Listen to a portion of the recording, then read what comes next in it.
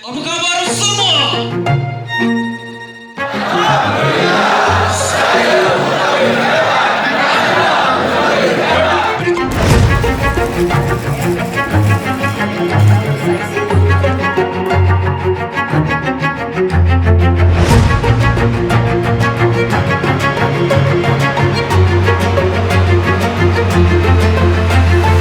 SPHU sebenarnya memang telah pun dicorakkan untuk mereka yang mempunyai kesibukan daripada segi jadual harian, dan kita sentiasa berada dalam keadaan yang ongoing, on the go.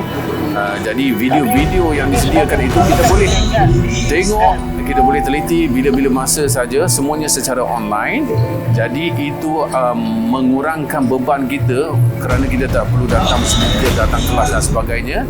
Alhamdulillah, saya rasa 3 bulan itu tak terasa pun.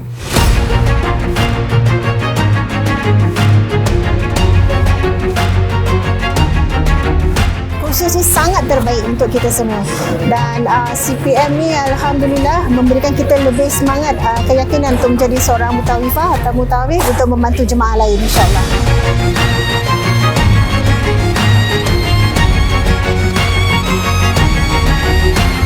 Selama 2 hari 1 malam ini, kami telah banyak belajar macam mana kita kenal dengan orang yang tidak pernah kita kenal, dan kita membuat satu saudara.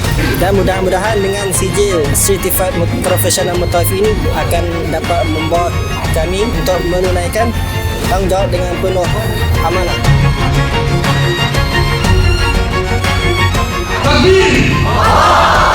Beri kemuliaan yang gemuruh.